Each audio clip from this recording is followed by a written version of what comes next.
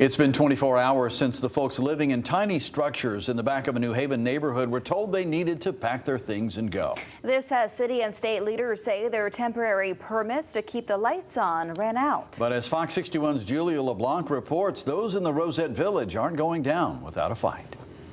We have our own fire extinguisher. Every unit has one, fuse box panel for electricity and stuff. Joel Nieves moved into this tiny structure in the backyard of the Amistad on Rosette Street 3 weeks ago. After being homeless, it's the first time he's been able to sleep in an air-conditioned room and use his CPAP machine in a while.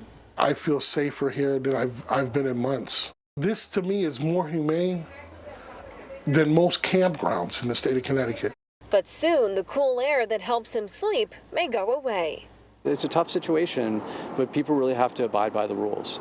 The 6 structures were built and brought here last October. At the time, there was a back and forth between the city and those living here, since the structures were not zoned properly and weren't up to state building code. The city worked with them to resolve the zoning issues, and the state gave them a temporary 180-day permit to get through the winter. But now that temporary permit is up. The state makes those rules, the city is required to enforce them. And so the city has noticed them that they need to remove the structures, vacate the structures, and we've noticed the utility that they need to turn off the power. The State Department overlooking those laws says, quote, these structures do not meet the structural strength thresholds for wind and snow loads, foundation requirements, energy efficiency requirements for thermal insulation, fire resistance rated walls, and sanitary provisions. The city keeps saying, my hands are tied.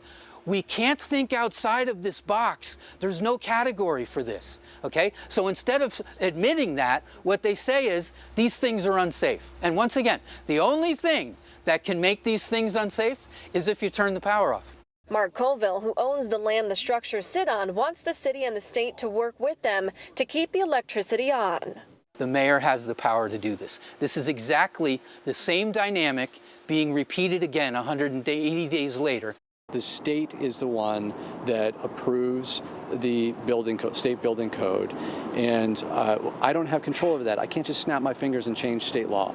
Now, the mayor tells us that even though they were told to take the structures down here, the city doesn't plan on coming onto the property and forcing them to do so. He does say, however, they plan to put a lien on the property. We are in New Haven. Julia LeBlanc, Fox 61, Connecticut's news station.